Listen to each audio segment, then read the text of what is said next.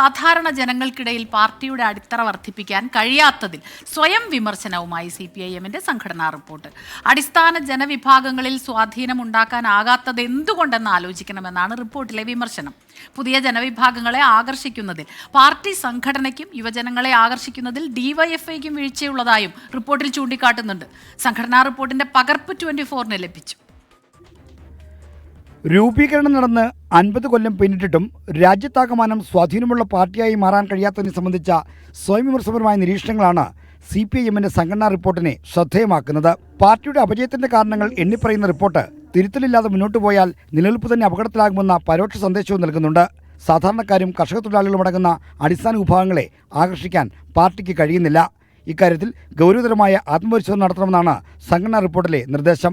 കർഷകർ, തൊഴിലാളികൾ തുടങ്ങിയ വിഭാഗങ്ങൾക്ക് പാർട്ടിയോടുള്ള താൽപ്പര്യം കുറയുകയാണ്. സാധാരണ ജനങ്ങളെയും ആകർഷിക്കാൻ കഴിയുന്നില്ല. യുവാക്കൾ സോഷ്യലിസത്തിന്റെ പാതയിലേക്ക് വരുന്നില്ല. ഇങ്ങനെ പോകുന്നു സംഘടനാ റിപ്പോർട്ടിലെ ആശങ്കകൾ. ആശാപ്രവർത്തകർ ഉൾപ്പെടെയുള്ള സ്കീം വർക്കേഴ്സിന് വേണ്ടി യൂണിയനുകൾ ഉണ്ടാക്കിയിട്ടുണ്ടെങ്കിലും അവരെ പാർട്ടിയിലേക്ക് എത്തിക്കാനായില്ല. പാർട്ടി എതിർക്കുന്നവരോടാണ് ആശാപ്രവർത്തകർ ചേർന്ന് നിൽക്കുന്നത്. പാർട്ടിക്ക് ശക്തിയുള്ള സംസ്ഥാനങ്ങൾ പോലും ഇക്കാര്യത്തിൽ ശ്രദ്ധ പുലർത്തേണ്ടതുണ്ടെന്ന് സംഘടനാ റിപ്പോർട്ട് നിർദ്ദേശിച്ചിട്ടുണ്ട്. കേരളത്തിൽ പാർട്ടിയുടെ സർക്കാരിനെതിരെ ആശാവർക്കർമാർ സമരം തുടരുമ്പോഴാണ് സംഘടനാ റിപ്പോർട്ടിൽ ഈ പരാമർശമെന്നത് ശ്രദ്ധേയമാണ്. കേരളത്തിൽ പാർട്ടി സംവിധാനം മികച്ച രീതിയിൽ പ്രവർത്തിക്കുമ്പോഴും SFIയിൽ തെറ്റായ പ്രവണതകളുണ്ടെന്ന് റിപ്പോർട്ട് വിമർശിച്ചു. പാർട്ടിക്ക് ലഭിച്ച പരാതിയെ തുടർന്ന് UK നിന്നുള്ള പ്രതിനിധി രാജേഷ് കൃഷ്ണയെ പാർട്ടി കോൺഗ്രസിൽ നിന്ന് ഒഴിവാക്കി. ഇന്നലെ ചേർന്ന കേന്ദ്ര കമ്മിറ്റിയാണ് ഈ തീരുമാനമെടുത്തത്.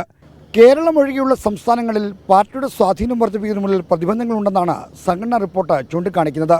മറ്റന്നാൾ വൈകുന്നേരമാണ് സംഘടനാ റിപ്പോർട്ട് പാർട്ടി കോൺഗ്രസ് പ്രതിനിധികൾക്ക് മുമ്പാകെ അവതരിപ്പിക്കുക. 8 മണിക്കൂർ ചർച്ചയാണ് റിപ്പോർട്ടിന്മേൽ നിശ്ചയിച്ചിരിക്കുന്നത്. മധുരയിൽ നിന്ന് ഷൈജു ചാവശ്ശേരിക്കൊപ്പം R. ശ്രീജിത്ത്, 24.